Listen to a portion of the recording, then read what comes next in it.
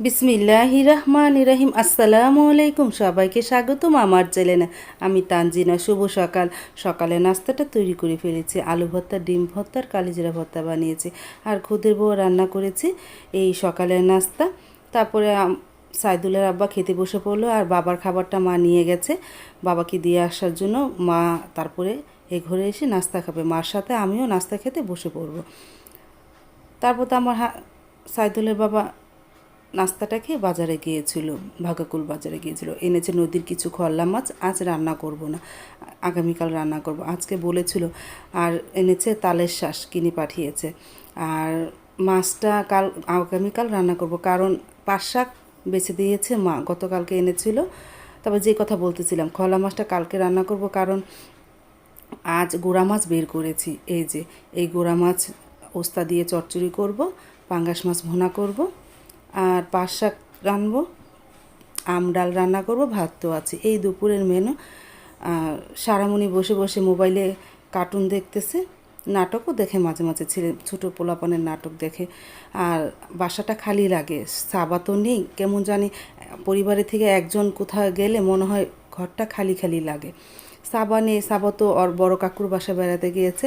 পরে সারামণি আর বসে বসে এই দেখতেছে, আর ওর সকালে নাস্তাটাও করে নিতেছে। সাথে আছে যে ভাবি সাহায্য করে কাজে, ওই ভাবির মেয়েও ওর সাথে বসে বসে কার্টুন দেখতেছে।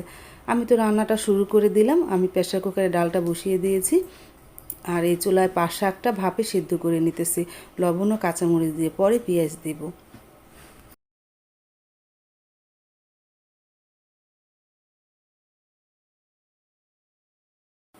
ডালটা হয়ে যাওয়ার পর এখন ছোটো গুঁড়া মাছটা চুলায় বসিয়ে দিব। আমি পেঁয়াজ, কাঁচামরিচ, লবণ, আদা, রসুন, একটু হলুদের গুঁড়া, মরিচের গুঁড়া, ধনিয়ার গুঁড়া নিয়েছি, সাথে দিলাম তেল, আর আলুও দিয়েছি।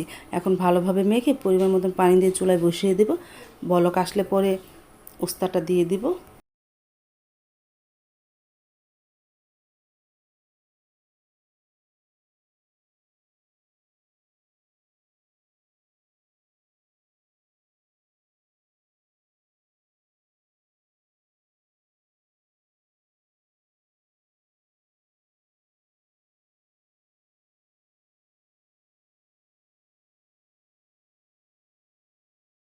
পাট শাকটা তো সেদ্ধ হয়ে গেছে, এখন রসুন ও শুকনো মরিচ দিয়ে বাগার দেব।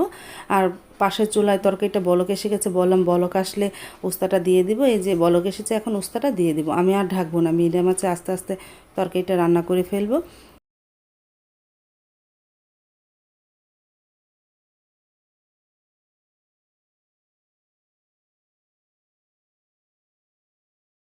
এই যে পাট শাকটা এখন এই রসুনের মধ্যে দিয়ে দিলাম। রসুনটা হালকা বাদামি রং হওয়ার পর এখন মিডিয়াম আছে আস্তে আস্তে এই পাট শাকটা রান্না করে ফেলবো।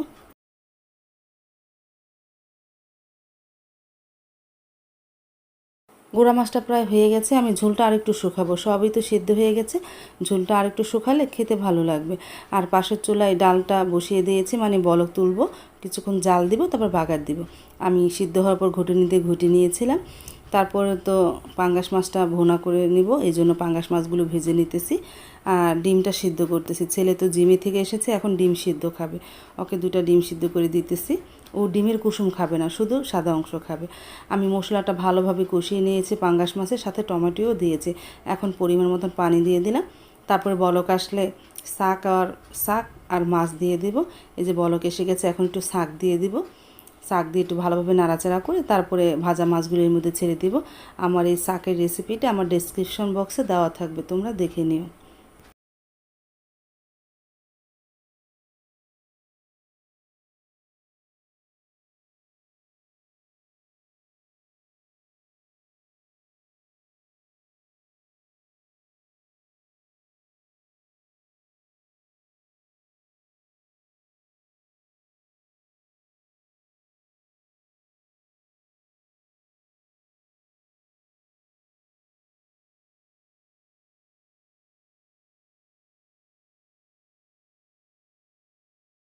আমার রান্না তো প্রায় হয়ে এসেছে, আর মিরান্ডা ঢাকা থেকেও চলে এসেছে।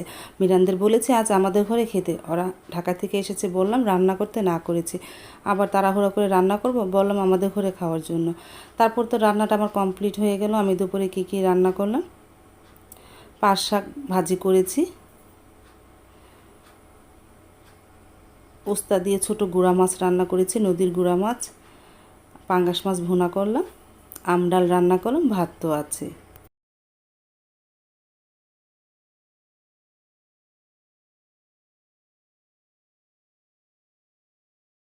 জোহরে আজান তো দিয়ে দিয়েছে, এখন বাবার খাবারটা মা নিয়ে যাচ্ছে।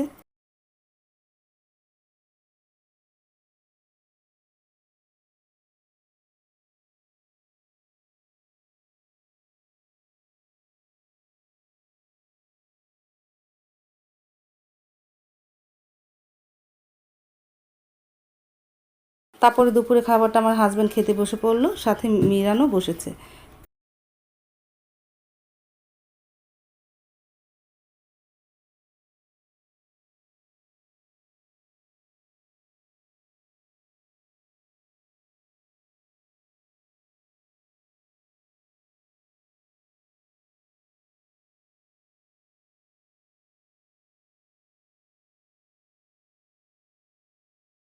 তারপর মিজান আসলো খেতে, মিজানের শালা আর ইভা এসেছে খেতে, এটা ইভার ভাই। ওরা দুপুরে খাবারটা খেয়ে নিতেছে।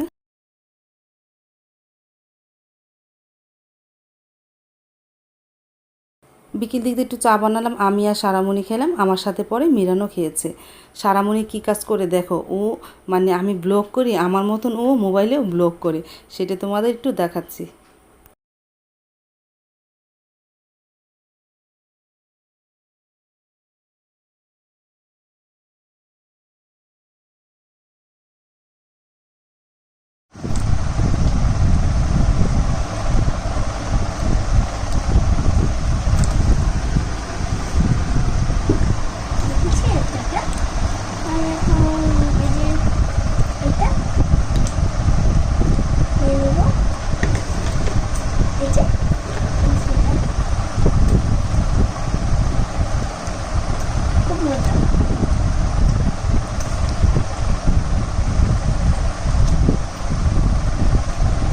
এত মজা, আগে তো অনেক খাইতাম, এখন তো খাওয়া কমাই দিয়েছি। আমি খাইছি এটা, খুব মজা লাগছে আমার। আগে তো রোজা দেখে আর খাইতাম, তো থাকলে তো খেতাম, তারপর তো আরেকটা জিনিস খাইতাম, তারপর রুটি খাইতাম। তারপর একটু বাইরে বের হলাম হাঁটার জন্য, অনেকক্ষণ যাবত তো ঘরে বসে আছি, বাইরে একটু হাঁটলাম।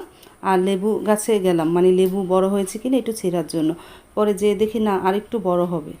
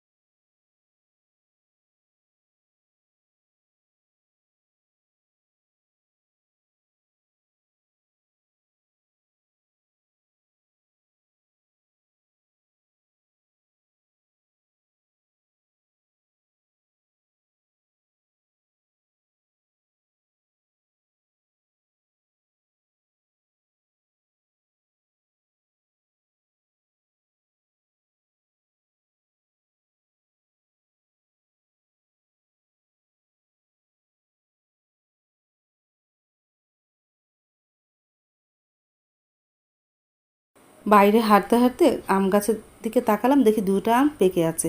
তারপরে সেই দুইটা আম পেড়ে দিলাম, ওরা দুই ভাই বোনে খেয়ে নিতেছে, মিরান আর সারা। পাকা আম, গাছের পাকা আম তো খেতে খুবই মজা লাগে।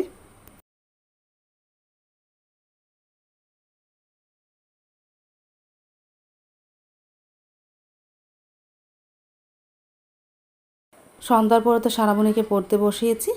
আজ তাহলে এই পর্যন্ত। তোমাদের যদি আমার ভিডিওটা ভালো লাগে অবশ্যই একটা লাইক দিবে আর কমেন্ট করে জানাবে। তাহলে খুদা হাফেজ, না খুদা হাফেজ না, আল্লাহ হাফেজ, আসসালামু আলাইকুম।